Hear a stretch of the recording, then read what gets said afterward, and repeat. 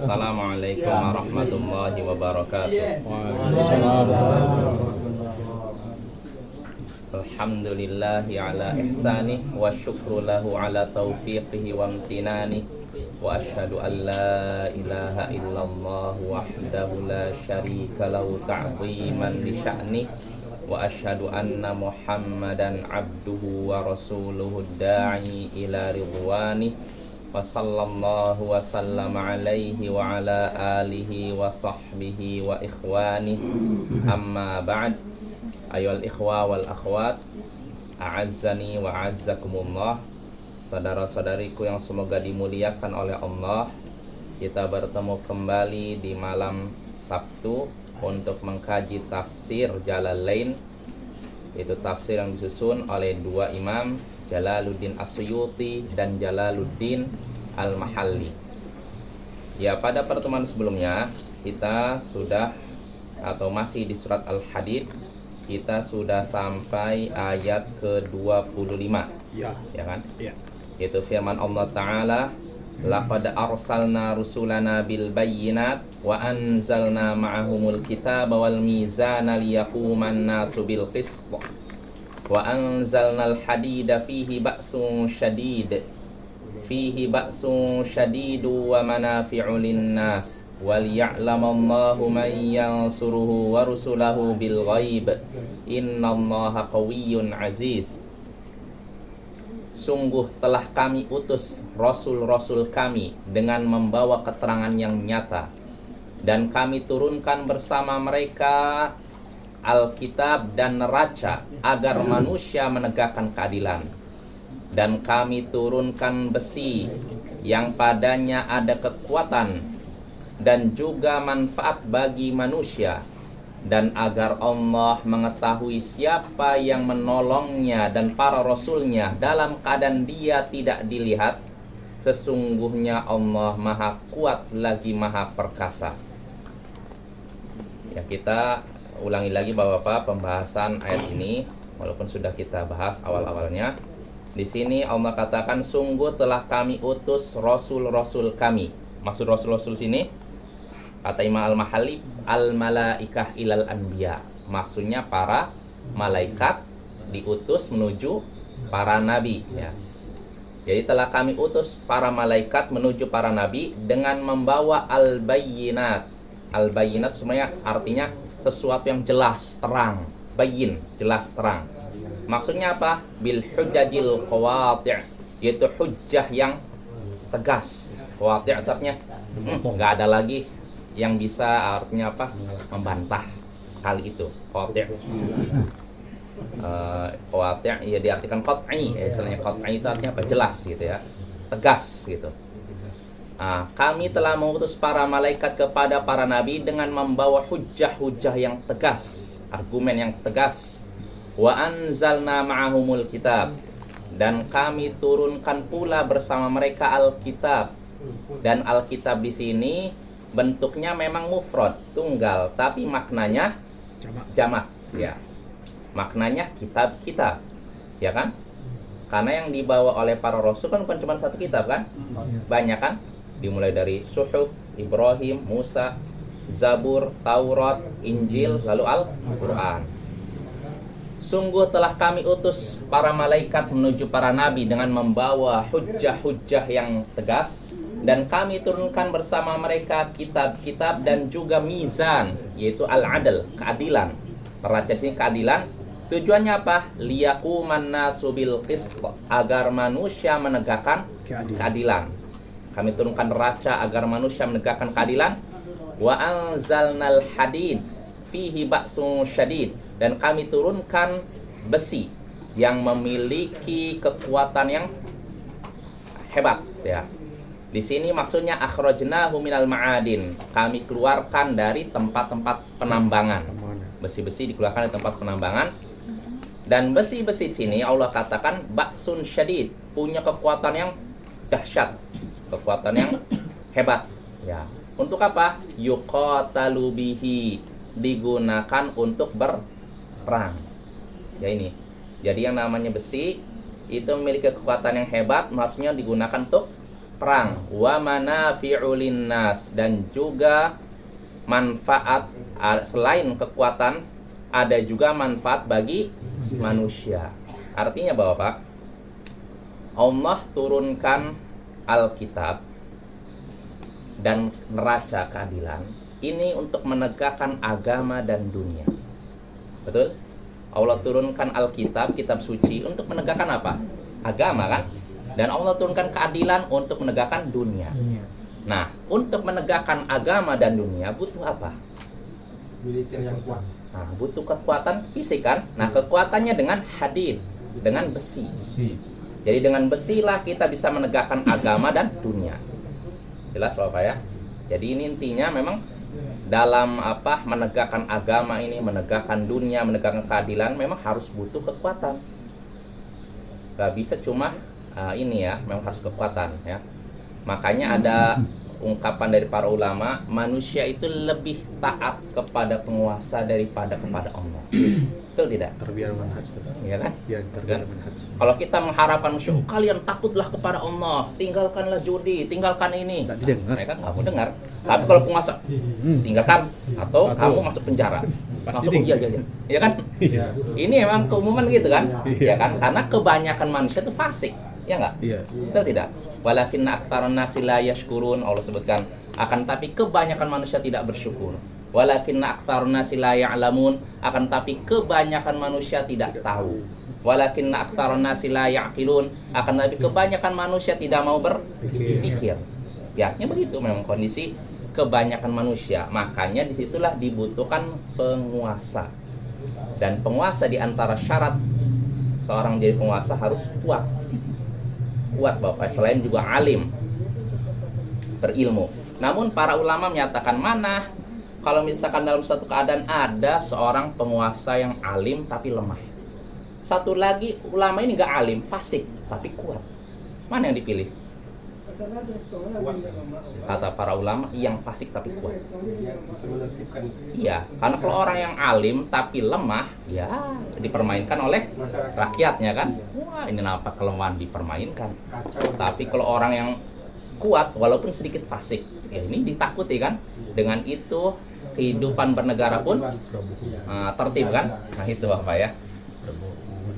Maka untuk menegakkan keadilan, menegakkan agama butuh besi, butuh apa? Kekuatan Bapak ya. Itu Ustaz, saya perhatikan kalau suatu bangsa yang bisa mengolah besi itu misalnya bisa menjadikan senjata, bisa menjadikan tank, itu bisa menguasai dunia ya. Ya terbukti lah. Memang dalam perang dunia, perang apa yang terjadi ini, di mana di apa? Di Eropa, di dunia rata-rata memang yang unggul itu yang bisa mengolah besi Bapak ya. Bisa jadi pesawat terbang. Betul. Itulah alasan Jerman menginvasi Uni Soviet. Udah haus ya, Hitler udah haus dengan ini apa? Besi, akhirnya disikat juga Uni Soviet. Padahal ada perjanjian damai kan. Itulah. Orang kalau udah cinta kekerasan itu. Ya kita lanjut Bapak ya.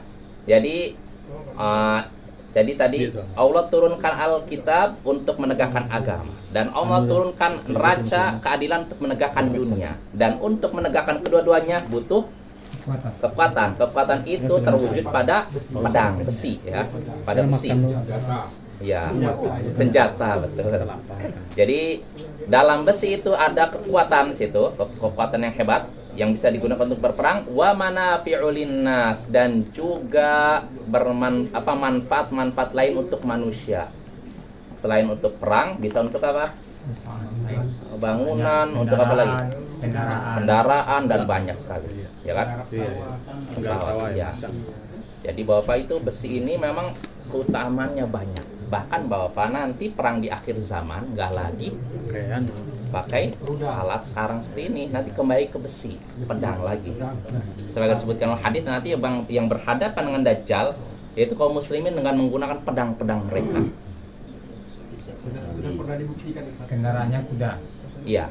Jadi kembali lagi karena mungkin BBM habis. Sudah ada alat itu enggak? Alat EMP namanya. Hah? Emotional Magnetic Impulse. Jadi ketika diledakkan itu HP semuanya listrik semua mati. Tidak berfungsi lagi. Ya, kalau sekarang masih belum berfungsi itu. Mungkin Sudah ada negara yang mau.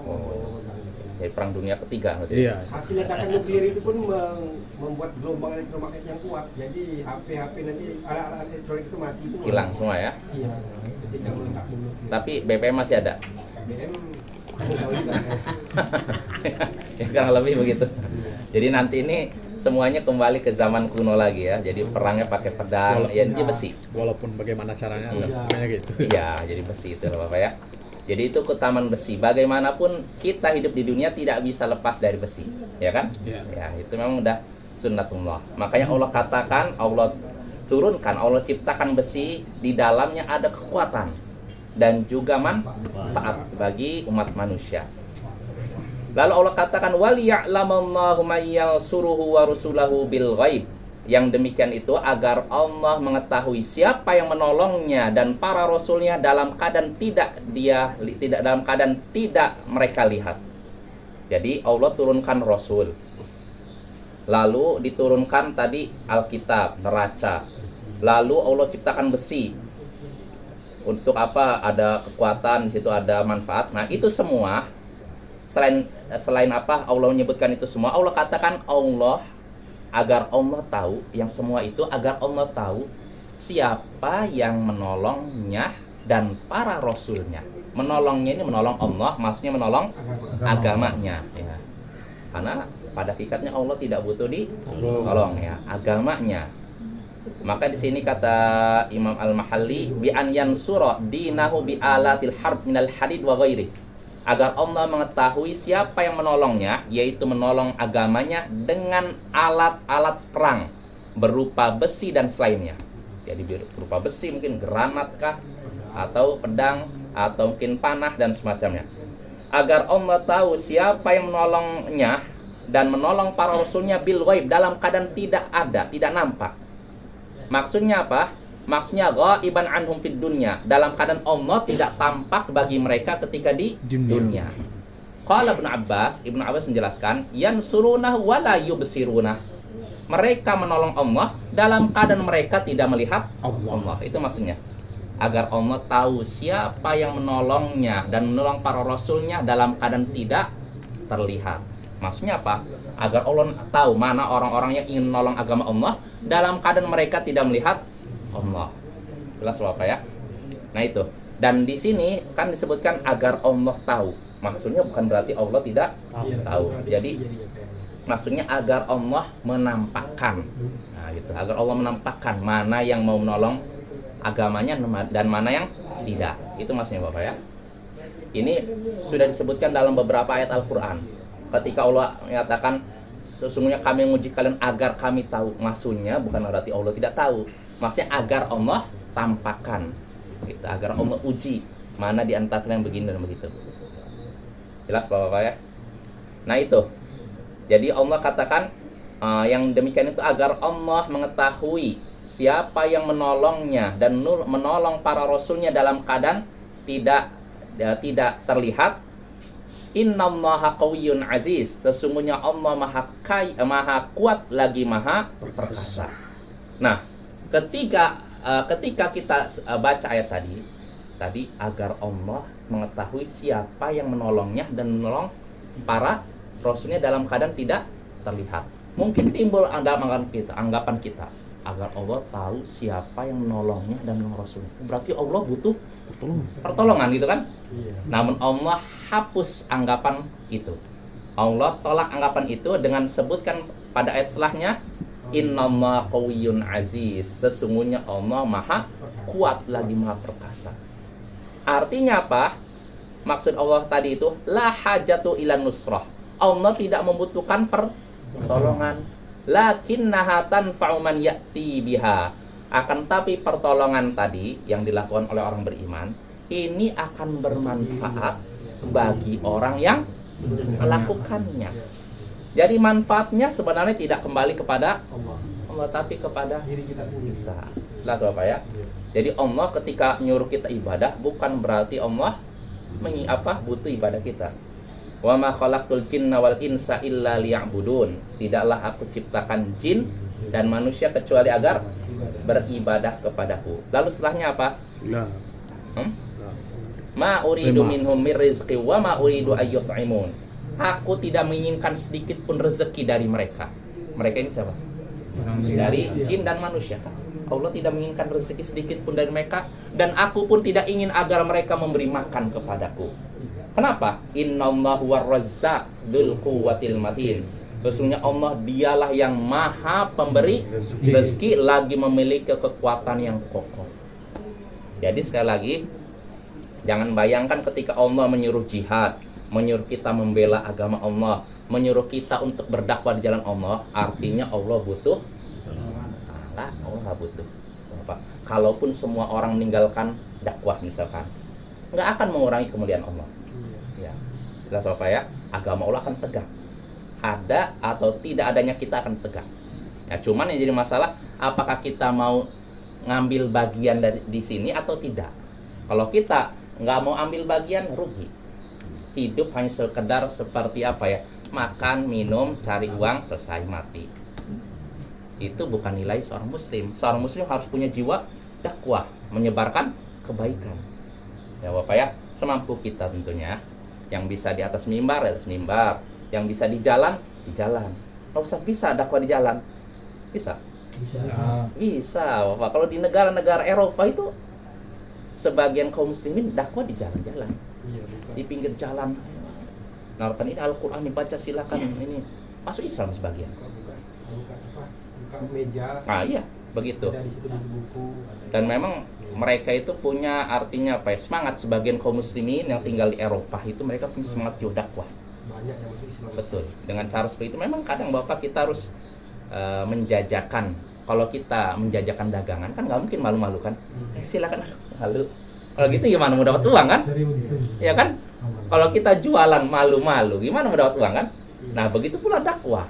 Kalau kita malu-malu menampakkan istilahnya apa keyakinan kita, gimana orang mau kenal kita kan? Tampakkanlah, ya. Tampakkan nih bahwa ajaran Ahlus Sunnah itu seperti ini, ajaran Islam yang sebenarnya seperti ini, yang diajarkan oleh Rasul itu seperti ini, yang dipraktekkan para sahabat itu seperti ini. Nggak usah malu ya, dengan kita tampakkan itu dakwah, Bapak ya. Jadi kadang-kala dakwah itu bisa dengan perkataan, bisa dengan perbuatan. Jelas Bapak ya? Ya jadi kita kembali lagi. Jadi ketika Allah menyatakan agar Allah tahu siapa yang menolongnya dan menolong para rasulnya dalam keadaan tidak terlihat, mungkin timbul pikiran berarti Allah membutuhkan pertolongan. Namun Allah hapus anggapan seperti itu dengan Allah katakan setelahnya, innallaha qawiyyun aziz. Sesungguhnya Allah maha kuat lagi maha perkasa. Kalau dikatakan kuat perkasa berarti tidak butuh pertolongan. Lalu kita lanjut ayat berikutnya.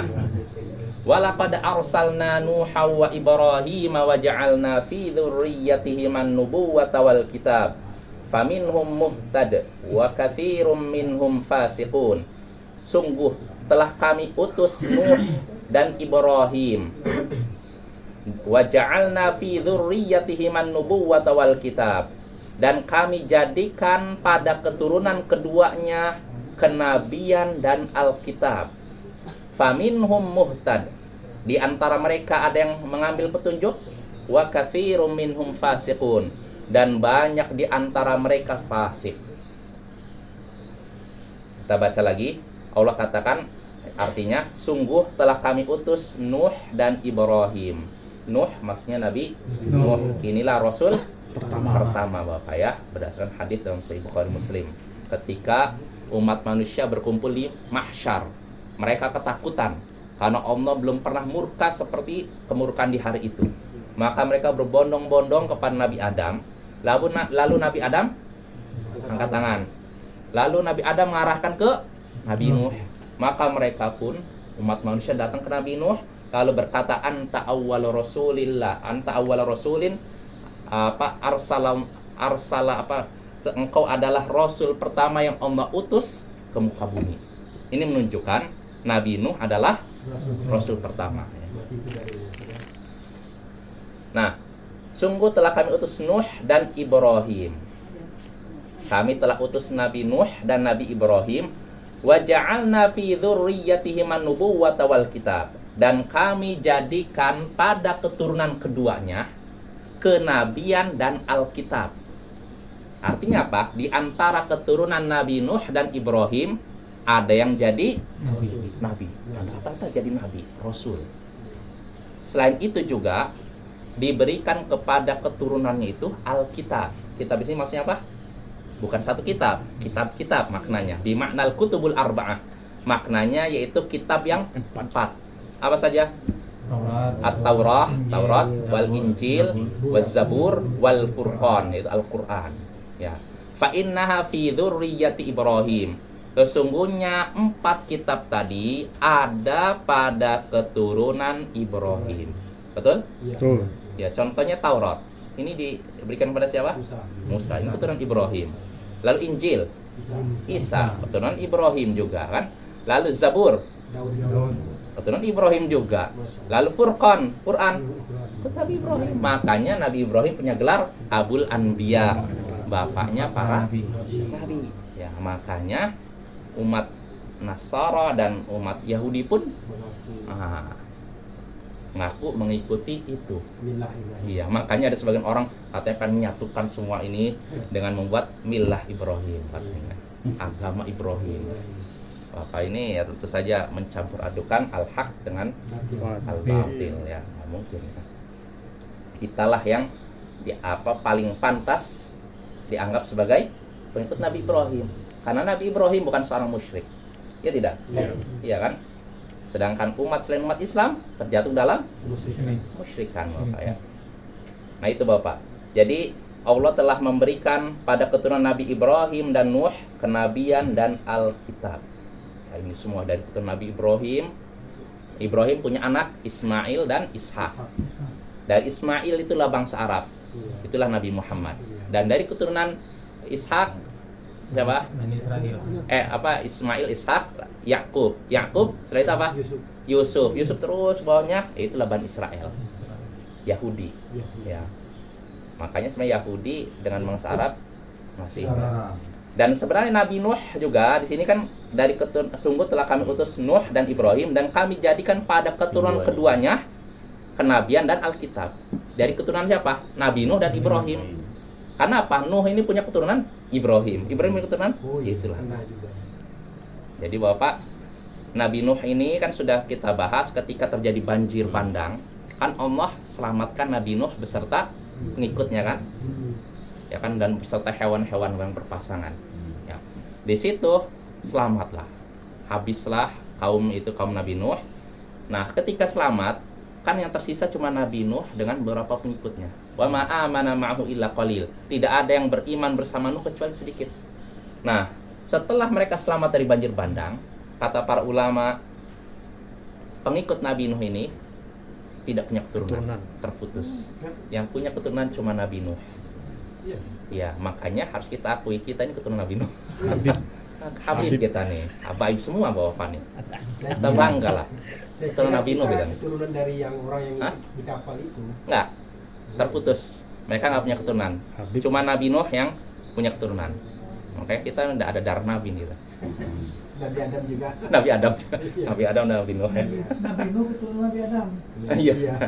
Kayak habaib juga kita nih. Habib ya, udah banyak habib di sini. Nah itu Bapak ya. Nah itu tentang Nabi Nuh dan Nabi Ibrahim. Lalu Allah katakan, setelah Allah katakan pada keturunan Nabi Nuh dan Nabi Ibrahim, Allah jadikan kenabian dan Alkitab. Artinya Allah jadikan di antara mereka para nabi, dan sebagian mereka dapat kitab suci. Faminhum muhtad, namun di antara mereka ada yang ngambil petunjuk. Wa katsirum minhum fasiqun, dan banyak di antara mereka yang fasik. Artinya tidak mau beriman. Nah ini Bapak sunatullah. Kalau kita mengajak pada kebenaran, pasti ada yang beriman, pasti ada yang menolak. Kalau kita mengharapkan semuanya nerima, mustahil. Periksa akal kita. Berarti akal kita tidak beres. Ya karena Nabi saja ada yang nolak kan? Ya kan? Iya Bapak. Jadi kita nggak masuk akal kita mengharapkan semua orang menerima. Mungkin. Mustahil. Seandainya ada orang yang bisa melakukan itu, tentu Nabi kita kan? Iya. Ya kan? Kenyataannya Nabi kita ada yang nolak nggak? Ada, bahkan yang nolak ini paman kandungnya sendiri. Yang kemana-mana Nabi pergi, jangan dengarkan dia gila, dia di belakang yang ngikutin. Bapak ada yang pernah kayak gitu? Ketika ngajak dakwah, jangan dengar dia gitu, gila. Ya itu Abu Lahab. Abu Lahab itu kemanapun Nabi pergi diikutin. Jangan dengar dia pendusta, jangan dengar begitu terus. Sehingga akhirnya bingung. Nabi lari ke sini dia ngikuti belakang. Paman kandungnya, bayangkan. Maka keliru kalau orang menyatakan benar atau tidaknya satu ajaran dengan dilihat keluarga. kalau memang ajarannya benar, nggak mungkin ditolak oleh keluarganya sendiri. Karena ada yang sebilang gitu kan. Ya kalau memang itu jadi dalil menyatakan benar atau tidaknya suatu ajaran karena apa ditolak atau diterima oleh keluarganya, berarti Nabi kita dianggap gagal. Ajarannya salah karena ada keluarganya yang tidak menerima. Ada satu lagi Ustaz cara sebenarnya Abu Lahab itu supaya mematahkan ajaran Rasulullah. Apa itu? Turun surah Al-Lahab. Sebenarnya kalau dia mau merusak itu agama nggak benar, dia mau pindah itu, masuk aja dia. Iya, itulah. Masuk aja saya Islam pura-pura tapi saya nggak. Ternyata tidak terjadi kan? Itulah ya. sunnatullah. Gitu, Bos. Dan Al-Quran tidak mungkin bohong. Itu turun surat Al-Lahab itu Bapak, itu dalam keadaan Abu Lahab Masih hidup. Dia udah dipastikan masuk neraka. Kekal selama-lamanya dalam keadaan masih hidup. Dan dia nggak nolak. Iya. Dia nggak nolak. Kalau dia mau meruntuhkan Al-Quran bisa aja, udah saya masuk Islam kalau itu. Berarti ayat ini dusta. Ya kan? Surat Al-Lahab, tapi kayaknya enggak. Berarti ajaran yang dibawa ke saya ini nggak benar. Nah, itulah. Saya Islam ini gitu, ngaku gitu aja. Iya. Nah itu Bapak ya, jadi ketika Allah jadikan pada keturunan Nuh dan Ibrahim ada yang jadi nabi, menerima kitab suci, tapi di antara mereka memang ada yang ambil petunjuk dan ada juga yang fasik, tidak menerima petunjuk. Kita dulu dalam kajian dulu ada yang nabi yang tidak ada pengikutnya, itu nabi apa? Nggak disebutkan dalam hadis. Nggak disebutkan. Ya, cuma nabi diperlihatkan dalam Sahih Bukhari Muslim faraitu nabi wa ma'hu ruhaid. Aku perhatikan ada seorang nabi di sisinya 3 sampai 9 orang. Wa nabi wa ma'hu rajul wa rajulan, dan aku saksikan ada seorang nabi di sisinya 1 atau 2 orang. Wa nabi wa laisa ma'ahu ahad, dan aku saksikan ada nabi tidak ada seorang pun bersamanya. Itu nabi ya, Sob. Iya, nabi. Tidak ada seorang pun bersamanya artinya tidak punya pengikut. Bayangkan. Dakwah ke sana sini tolak. Nggak punya pengikut sama sekali. Itu nabi. Itu nabi Bapak ya. Dulu sekolah Ustaz kan diajari bahwa nabi dan rasul itu perbedaannya, kalau nabi itu dapat wahyu tapi untuk dirinya sendiri aja. Oh iya, itu memang ada beda pendapat. Beda pendapat. Benar atau salah itu? Pendapat yang kuat Bapak, kan ada 2 pendapat perbedaan antara nabi dengan rasul. Ya, pendapat pertama menyatakan nabi itu orang yang menerima wahyu untuk dirinya sendiri, Iya. tidak untuk orang lain. Sedangkan rasul menerima wahyu untuk disampaikan kepada yang lain. Ini pendapat pertama. Lalu pendapat kedua menyatakan nabi itu artinya menerima wahyu sama untuk disampaikan kepada yang lain, tapi syariatnya syariat umat nabi sebelumnya, rasul sebelumnya.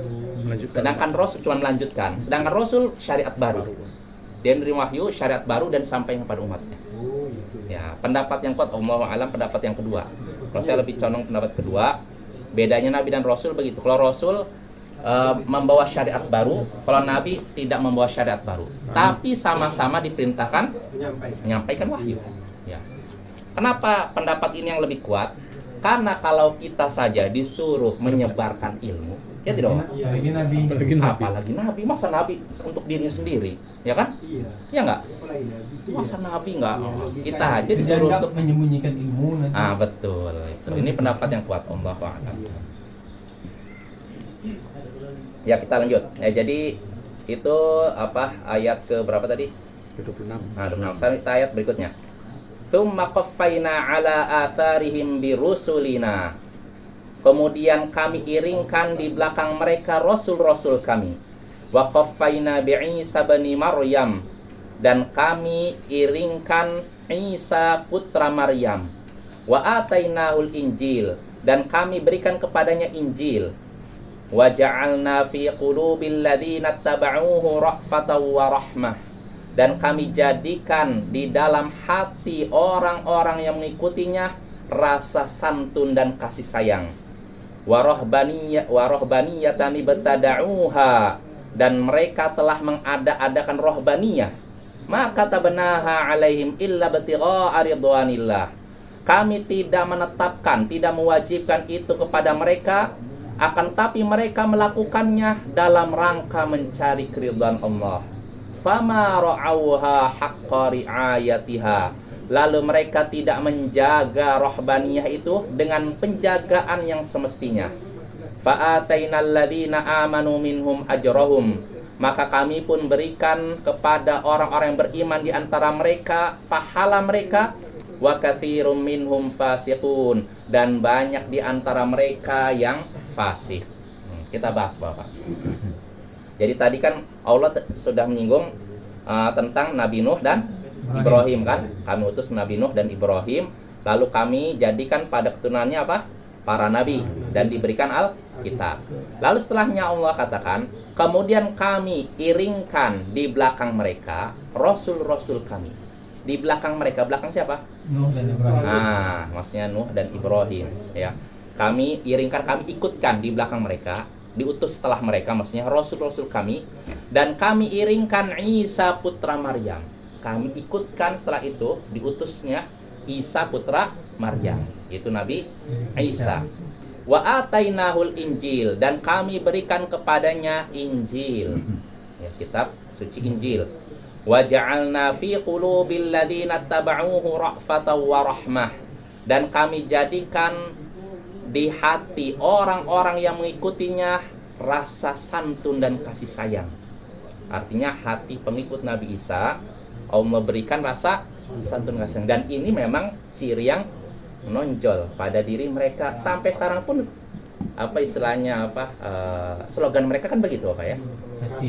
Apa? Kasih ya. Itu tidak Bapak? Sampai-sampai katanya ada ungkapan, kalau pipi kananmu ditampar, berikanlah yang kiri. Ini saya nggak tahu nih ucapan siapa ya. Apakah benar dari Nabi Isa atau itu ajaran itu ya? Nah itu saya nggak tahu. Kami waktu sekolah dulu, Hah? kami waktu sekolah dulu tampar sebelah kiri ya harus dikasih kedua-duanya. Kalau saya nggak mau, cukup yang kanan udah cukup. Nggak mau ngasih yang kiri saya. Katanya tidak seimbang tadi. Yang kanan aja udah sakit, masa mau dikasih yang kiri? Oh stop udah cukup kalau saya. Saya maafkan kamu tapi jangan pukul lagi. Gitu. Kalau saya gitu. Cuman artinya Bapak, emang harus kita akui yang mereka kan sering menonjolkan kasih sayang ya kan. Dan memang begitu, awalnya memang begitu. Dan mereka itu ciri yang menonjol dari dulu itu kasih sayang. Cuma setelahnya terjadi perubahan. Nanti yang kita bahas nih. Jadi Allah katakan kami jadikan di dalam hati orang-orang yang mengikutinya. Mengikuti siapa? Nabi Isa, rasa santun dan kasih sayang. Lalu Allah katakan warahbaniyatan ibtada'uha, dan mereka para pengikut Isa ini mengada-adakan rohbaniyah, kerahiban. Rahib apa? Ini kita bahas, kita baca di sini. Ya rafdun nisa wattikhadus sawami', yaitu menolak wanita. Artinya apa? Tidak mau nikah. Ya. Dan menjadikan biara sebagai tempat khusus ibadah, fokus ibadah gitu aja. Nah ini rohbaniyah. Mereka mengada-adakan rohbaniyah. Kalau disebut mengadakan, artinya sebelumnya ada tidak? Tidak ada. Artinya Nabi Isa nggak pernah menyuruh meninggalkan wanita, nggak nikah, terus nggak pernah juga disuruh ibadah saja di biara. Ya nggak Bapak ya. Ya itulah, nanti akan kita bahas. Nah itu adalah bid'ah, ya harus kita akui bid'ah. Ya, nggak pernah diajarkan oleh Nabi Isa. Kok sensitif sekali dengan Nggak usah sensitif, ini istilah syariat. Kenapa kita harus malu? Apa? Sudah bisa sujud, sholat ya. Iya betul. Iya. Jadi mereka mengada-adakan rohbaniyah. Rohbaniyah itu kerahiban, artinya hidup tanpa menikah dan fokus ibadah. Nah ini masih ada Bapak di beberapa sekte itu ya. Ya, ibtada'uha, mereka mengada-adakannya. Dari mana? Min qibali anfusim, dari diri mereka sendiri. Artinya nggak pernah diajarkan Nabi Isa. Artinya Bapak, niat mereka baik, tapi caranya salah. Nah, maka dalam Islam yang dinilai bukan cuma niat, caranya juga bagaimana. Niatnya baik, Mas, kalau saya zikir bukan niatnya karena Allah, tapi caranya salah, nggak bisa terima. Ya, jadi kita nggak bisa dalam ibadah yang penting kan niat saya baik. Karena Bapak semua orang yang melakukan bid'ah rata-rata niatnya Baik. nggak ada. Kenapa kamu melakukan ini? Karena niat saya untuk menghancurkan Islam. Nggak ada. Mengingat kepada saudara yang meninggal. Sampai-sampai semua sekte Jahmiyah, Mu'tazilah, Qadariyah, semua mereka ketika menolak sifat, menolak nama Allah, niatnya baik nggak? Baik. Baik. Katanya apa? Menyucikan Allah supaya tidak serupa dengan Makhluk. niatnya baik nggak? Baik. Tapi caranya Salah. nggak Insya terima. Allah baik. Tapi itu bid'ah itu susah mendakwah dia. Ah, Tapi itulah. orang-orang yang orang di luar Islam lah, Hmm. orang bid'ah, orang Kristen mudah mendakwahnya. Itulah Bapak. Makanya kita Kalau fokus. bid'ah cuma lah Iya. dakwah. Kita yang mungkin perang ini. Iya, Bapak. Itulah makanya repot kalau orang udah suka-suka yang baru-baru itu. Ya jadi lihat dari situ mereka sendiri mengada-adakannya dari diri mereka, maka tabenah alaihim. Nah itu Bapak nih. Gampang orang. Kami tidak pernah mewajibkannya kepada mereka. Allah tidak pernah mewajibkan kamu jangan nikah, kamu harus ibadah di biara-biara. Nggak pernah kami tetapkan. Artinya apa? Ma amarnahum biha. Kami tidak pernah merintahkan mereka untuk melakukan itu. Terus bagaimana? Lakin fa'aluha ibtigha ridwanillah. Akan tapi mereka melakukan itu dalam rangka mencari Ridho ridho Allah. Artinya niatnya Baik. baik. Sekali lagi baik dan baik, Bisa cuman dituntut caranya gitu. tidak baik. Ya mungkin cukup Bapak ya. Ya. Udah habis waktunya. Soal pada tahun berikutnya kita lanjutkan ayat yang ini ya. Subhanallah. Kalau gitu